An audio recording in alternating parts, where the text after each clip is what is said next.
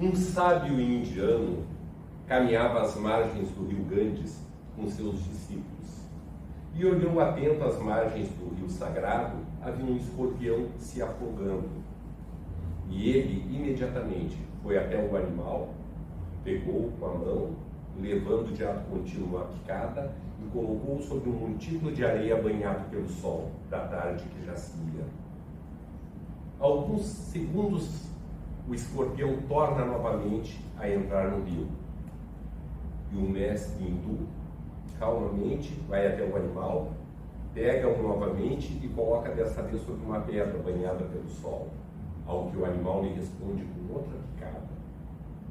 Mais alguns segundos, o escorpião, talvez com tendência suicida, dirige-se para as águas do rio, iniciando um novo afogamento, e o sábio hindu vai lá, pega-o e larga desta vez um monte de capim seco. Ao que um dos discípulos olha para ele e diz: Senhor, o senhor já foi picado 3 vezes por este animal, 3 vezes ele se joga às águas, e o senhor pela 3ª vez socorre-o.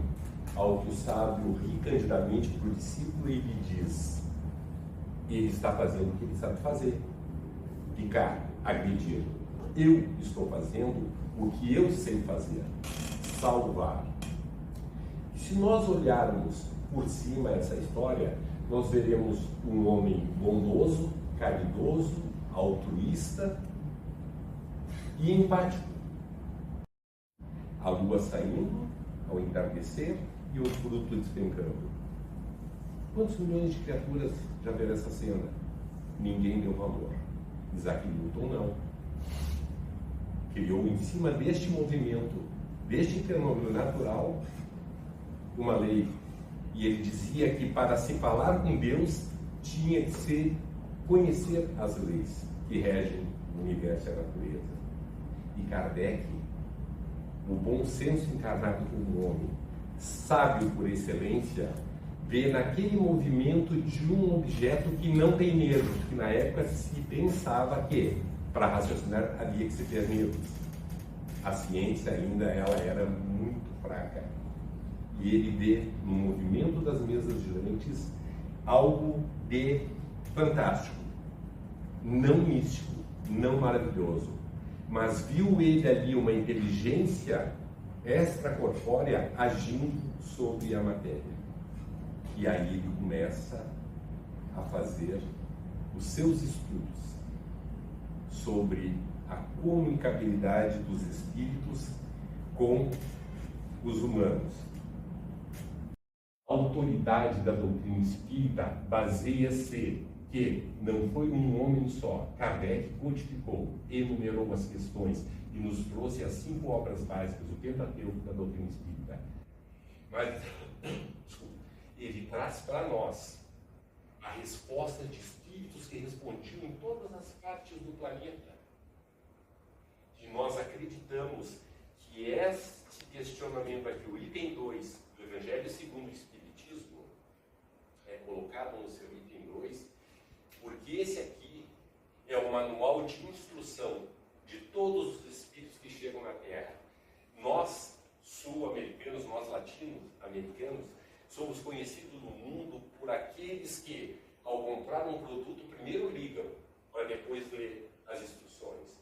Eu tenho uma amiga muito querida que chegou de Nova York trazendo um secador de cabelo. E ela toda feliz, usando o secador de cabelo pela primeira vez, quando sentiu o cheirinho do verniz queimando, foi lá, tirou da tomada do giro e foi ler o manual de instrução em inglês. As 3 primeiras vezes que for usado esse equipamento, deverá ser usado na posição 1 por no mínimo 30 segundos. Ela chegou, tocou na tomada, ligou na posição 5 para aquecer, fazer chapinha de cabelo, não mais o que? Destruiu com o equipamento. E nós, latino-americanos, nós somos conhecidos no mundo por essa particularidade. Primeiro a gente usa equipamento, se der problema a gente vai correr. Esta obra aqui, o Evangelho segundo o Espiritismo, vai chegar um dia na Terra em que o homem se conscientizar que a maior riqueza que um ser encarnado pode ter neste planeta é a sua moral, quando a gente sair do berçário lá da maternidade com a nossa esposa, com o nosso filhinho nos braços recém-nascido, atrás desta obra vai entrar a cadeirinha de vacinação. Esse aqui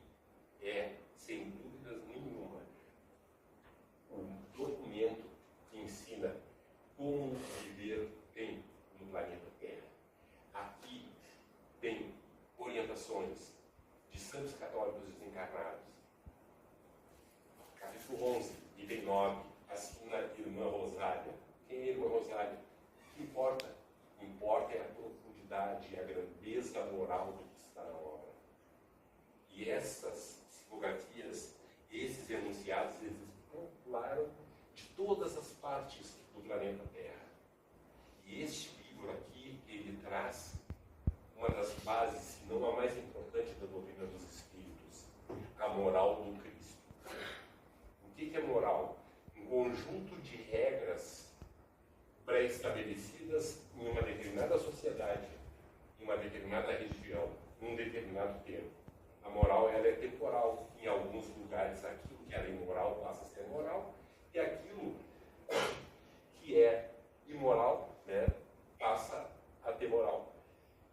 Aqui em Porto Alegre, uma região habitada por poloneses e alemães, o bairro Navegantes, década de 40 e de 50. Se você saísse com a sua namorada ou com a sua esposa para a rua, você deveria fazer com que a sua esposa, a sua namorada, ficasse entre você e o muro ou a parede das casas.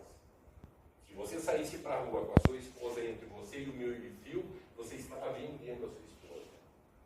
E nesta década, a mulher casada que ousasse sair de batom vermelho para a rua sem a companhia de um filho ou do esposo, era o assunto da região por meses. Imagina, passaram-se o quê? 60 anos. E o Frei caminhava atrás do psicógrafo, parava, botava a mão no queixo, no cavanhaque, chegava próximo ao psicógrafo, falava com o psicógrafo, voltava, caminhava e ficou mais ou menos uns 5 minutos. Terminado o trabalho mediúnico, vai-se para o estudo, a avaliação da tarefa que foi feita. Então pergunta-se cada médium o que aconteceu, o que sentiu, como é que ele está, né? E aí o doutrinador olhou para esse psicógrafo e disse assim: fulano, não te deu vontade de falar?